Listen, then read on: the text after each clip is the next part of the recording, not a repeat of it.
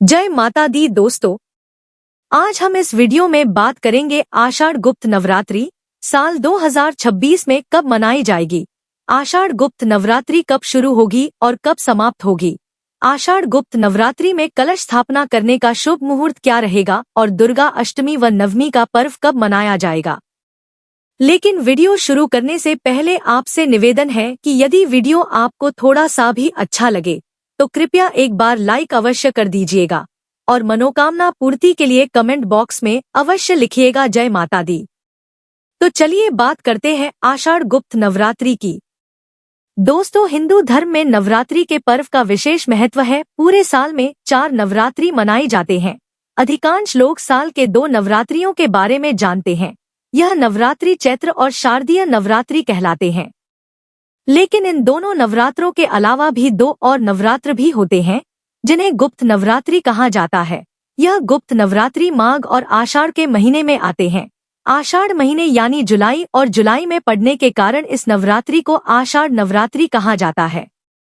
यह आषाढ़ माह के शुक्ल पक्ष की प्रतिपदा तिथि से लेकर नवमी तिथि तक मनाई जाती है। दोस्तों, यह नवरात्रि भी नॉर्मल नवरात्रों की तरह 9 दिनों तक मनाई जाती है। गुप्त नवरात्रों में मां भगवती की पूजा की जाती है। गुप्त नवरात्रों का महत्व चैत्र और शारदीय नवरात्र से भी ज्यादा होता है, क्योंकि गुप्त नवरात्रि में मां दुर्गा शीघ्र प्रसन्न होती हैं। दोस्तों, गुप्त नवरात्रि खासतौर से तांत्रिक क्रियाएं, शक्ति साधना से जुड़े लोगों के लिए विशेष महत्व रखती है। इस दौरान व्यक्ति ध्यान साधना करके दुर्लभ शक्तियों की प्राप्ति कर सकता है। इस समय में की गई साधना शीघ्र फलदायी होती है। आपको बता दें कि गुप्त नवरात्रि की पूजा के 9 दिनों में मां दुर्गा के 9 स्वरूपों के साथ साथ 10 महाविद्याओं की भी पूजा होती है। यह 10 महाविद्याएं मां काली, तारा देवी, त्रिपुर सुंदरी, भुवनेश्वरी, छिन्नमस्ता, त्रिपुर भैरवी, धूमावती, मां बगलामुखी, मातंगी और कमला देवी है। दोस्तों, इस नवरात्रि को करने में सबसे जरूरी बात यह है कि इसमें साधक को पूर्ण संयम और शुद्धता के साथ मां भगवती की आराधना करनी चाहिए। गुप्त नवरात्रों में मां दुर्गा की पूजा की जाती है। क्योंकि इस दौरान मां की आराधना गुप्त रूप से की जाती है, इसीलिए इसे गुप्त नवरात्रि कहा गया है। दोस्तों, सांसारिक लोग इस नवरात्रि को ठीक उसी तरह से मनाएं जिस तरह से वह चैत्र व शारदीय गुप्त मनाते हैं। इस नवरात्रि की शुरुआत भी कलश स्थापना से ही की जाती है। कलश को सुख, समृद्धि और ऐश्वर्य तथा सभी प्रकार की मंगल कामनाओं का प्रतीक माना जाता है। ऐसी मान्यता है कि कलश के मुख में स्वयं श्री हरि विष्णु जी का वास होता है और कलश के कंठ में रुद्र का और मूल में ब्रह्मा जी का वास होता है और कलश के मध्य में सभी शक्तियां विराजती हैं। चलिए जानते हैं कि साल 2026 में आषाढ़ गुप्त नवरात्रि कब शुरू होगी और कब समाप्त होगी। कलश स्थापना का शुभ मुहूर्त क्या रहेगा। दोस्तों, साल 2026 में आषाढ़ गुप्त नवरात्रि की शुरुआत 15 जुलाई 2026 दिन बुधवार को होगी और आषाढ़ गुप्त नवरात्रि की समाप्ति 23 जुलाई 2026 दिन गुरुवार को होगी और प्रतिपदा तिथि की शुरुआत 14 जुलाई 2026 की दोपहर 3:12 पर हो जाएगी और प्रतिपदा तिथि की समाप्ति 15 जुलाई 2026 की सुबह 11:50 पर होगी और कलश स्थापना का शुभ मुहूर्त सुबह 5:33 से लेकर सुबह 10:09 तक रहेगा। 21 जुलाई 2026 दिन मंगलवार को अष्टमी तिथि रहेगी। इस दिन दुर्गा अष्टमी के साथ साथ मां महागौरी की पूजा की जाएगी। 22 जुलाई 2026 दिन बुधवार को नवमी तिथि रहेगी।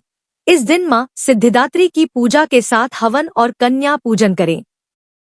23 जुलाई 2026 दिन गुरुवार को नवरात्रि व्रत का पारण करेंगे। चलिए अब इसकी पूजा विधि समझ ले। नवरात्रि के प्रथम दिन पूजा स्थल को साफ करके गंगा जल छिड़क कर शुद्ध कर ले। ईशान कोण में माता की चौकी स्थापित करे और कलश की स्थापना करे। सबसे पहले घट स्थापना के लिए मिट्टी का कलश, गंगा जल, अक्षत, जौ, गंगा जी की मिट्टी, नारियल, लाल वस्त्र, अशोक या आम के पत्ते, सुपारी, सिक्का, रोली, मौली और आदि इकट्ठा कर लें। एक साफ मिट्टी के बर्तन में मिट्टी डालकर जौ बोएं। फिर जौ वाले पात्र के ऊपर कलश स्थापित करें। कलश में गंगाजल, सुपारी, सिक्का, अक्षत, रोली, हल्दी और कुछ फूल डालें। कलश के मुख पर आम के पत्ते रखकर उसके ऊपर एक नारियल रखें। नारियल को लाल वस्त्र में लपेटकर मौली से बांध दें। घट स्थापित करने के बाद हाथ जोड़कर मां दुर्गा का ध्यान करें और मां के मंत्रों का जप कर माता की मूर्ति या फोटो की स्थापना करें। अखंड ज्योति जलाने का संकल्प लें और कलश के पास एक दीपक जलाएं। इसके बाद माता की और कलश की विधिवत पूजा करें। दुर्गा सप्तशती का पाठ प्रतिदिन करें। देवी को हलवा, चने और बताशे का भोग लगाएं। अंत में धूप, दीपक, कपूर से आरती करें। फिर शंखनाद घंटी बजाएं और पूजा में हुई भूल चूक के लिए माफी मांगे।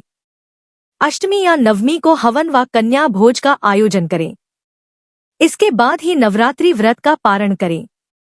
तो दोस्तों, यह जानकारी आपको अच्छी लगी तो कमेंट में जय माता दी जरूर लिखें। वीडियो थोड़ा भी अच्छा लगा हो तो कृपया वीडियो को लाइक अवश्य करें, शेयर करें और साथ ही साथ हमारे चैनल को सब्सक्राइब करें। धन्यवाद।